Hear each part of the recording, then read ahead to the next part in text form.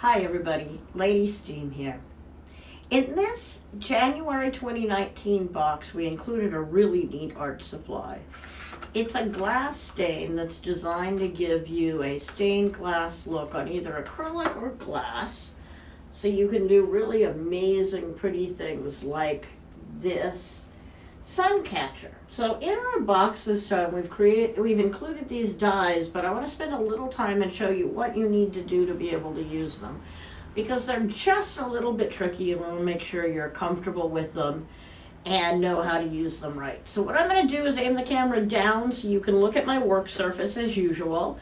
And once you're looking at my work surface, then I'm going to show you what you need to do in terms of both peeling the acrylic to get it ready to prepare and also getting the dies ready to use. Now that we've got the camera looking down so you can see what we're doing, I wanted to show you a little bit about these dies. In your box, what you're going to find is a set of paint colors, Kelly's Gas Change, plus a brush. We've also included some extra brushes for you, just so you have a few extras if something happens and you pull on them and they're a little weird.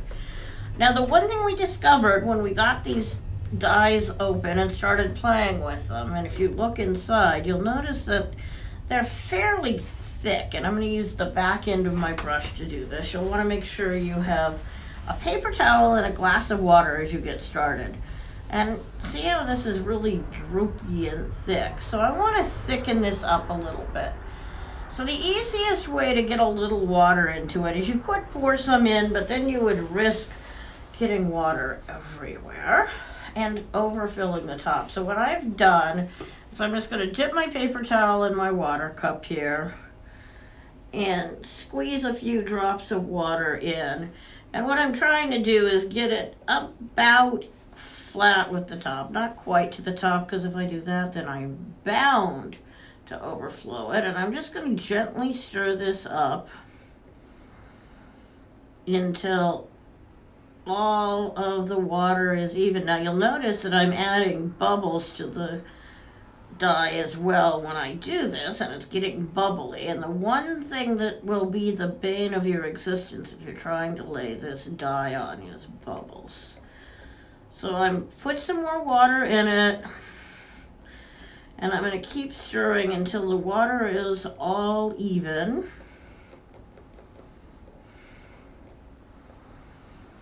And this feels like it needs one more drip of water, so I'm going to put one more drip of water in here to get it a little thinner. It can be a nice thin dye. Just sort of feels like water on your brush when you're using it.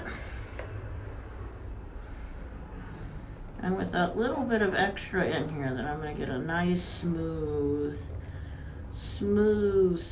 purple.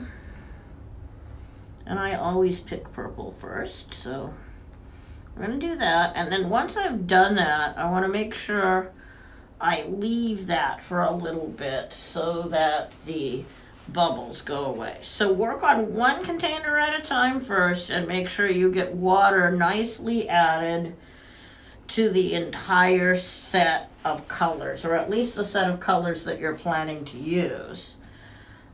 But you might as well add them to all of them. Now, you do want to wait till the bubbles are gone, and then I'm going to use this brush just so you can see on wood what it looks like. And you'll see how I've got a really, really thin, at this point, dye that I can put on my acrylic. So that's the first step, is to get your acrylic dye, your glass dyes all nice and smooth.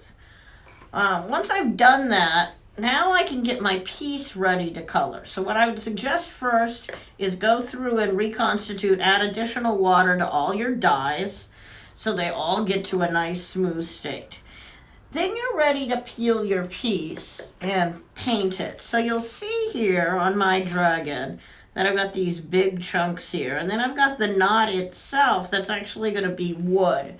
So in this case, what I want to do is I want to peel the sections in between that are where the wood isn't going to be. By doing this, I give myself a nice protected template for my drawing. Now you can just leave it, you can peel it all, but I'm going to recommend just peeling the sections on here that you want to apply the dye to.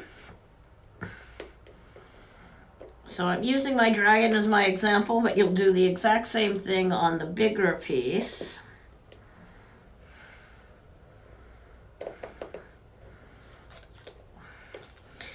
And you can see how I oopsed here and actually got into the pieces behind the wood. That's actually okay, especially under this ring. You just want to make sure anything you put under the wood is really narrow. So it is really thin. So if you've got your dye thin, it's not going to be a problem at all.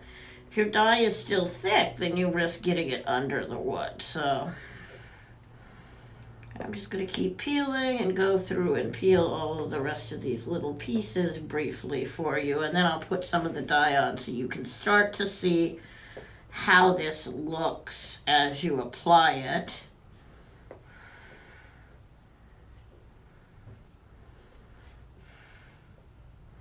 Now I'm just using a finger to take the acrylic paper off. Oops, and there's a little section more I missed over here. You can use a screwdriver or something else sharp on it, but if you do that, make sure that you're careful not to scratch the acrylic either.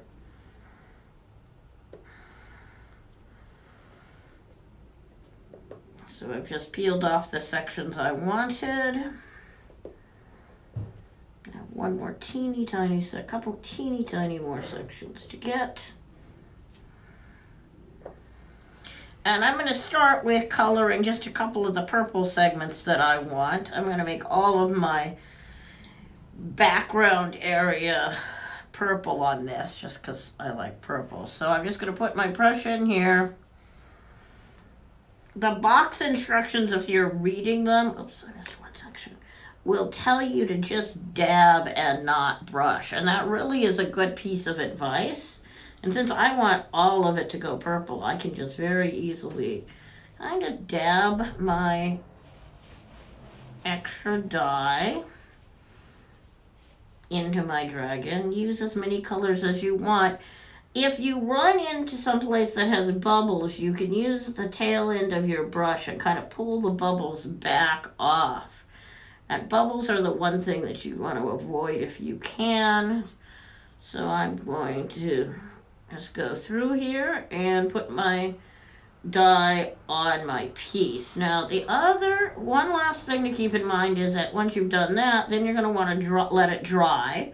We are recommending you let it dry overnight. If the pieces are thin, probably, and I'm starting to see bubbles here. If the pieces are thin, you may be able to get them dry in a half hour or an hour. But if you give yourself overnight, you're pretty likely to be in a case where it's really nice and solidly dry before you go back to the assembly instruction videos. So be a little careful with that.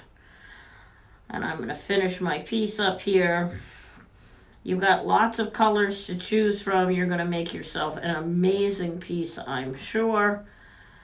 But again, make sure you reconstitute the paints first by adding some additional water to them so you end up with something nice and smooth. And then as you're painting, make sure you watch while it's drying and you remove any excess bubbles you happen to see in the paint as you're putting it on, because you're going to add bubbles. Even if you're just going drop, drop, drop, you're going to add some bubbles in. And then you can use it back into the brush. And if you waited a few extra minutes for the paint to settle more, you'll get less bubbles than I have here.